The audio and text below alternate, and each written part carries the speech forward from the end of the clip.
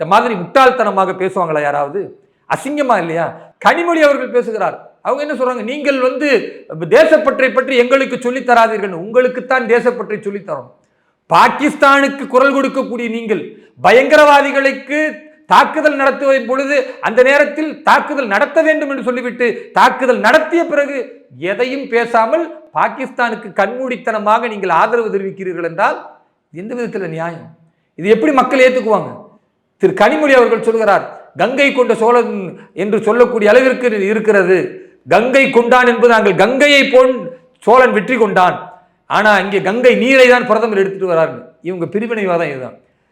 இங்க இருக்கக்கூடிய சோழ மன்னன் கங்கையை வெற்றி கொண்டான் என்றால் அது தமிழனின் வெற்றி என்று இவர்கள் பிரிவினைவாதம் பேசுகிறார்கள். நாங்கள் சொல்லுகிறோம், இந்த தேசத்தில் கங்கையும் காவேரியும் வித்தியாசம் அல்ல. இது அனைத்துமே இந்த தேசத்தின் ஒன்றுபட்ட ஒரு ஜீவா நதி, ஒன்றுபட்ட ஒரு மதிப்பிற்குரிய, மதிக்கக்கூடிய, வணங்கக்கூடிய அளவிற்கு இந்த மக்கள் இருக்கிறார்கள். பிரிவினை பார்க்கல. ஆனா நீங்க என்ன பேசுறீங்க? கங்கையை நாங்கள் வெற்றி கொள்வோம். கங்கையை வெற்றி கொள்வதற்கு இது என்ன பாகிஸ்தானா? கங்கையும் நம் பாரதத்தின் ஒரு பகுதி. அங்க போய் ஒரு பாராளுமன்றத்தில் உறுப்பினரா நின்று நீ வெற்றி பெறுவேன்னு சொன்னா கூட நியாயம் இருக்கு.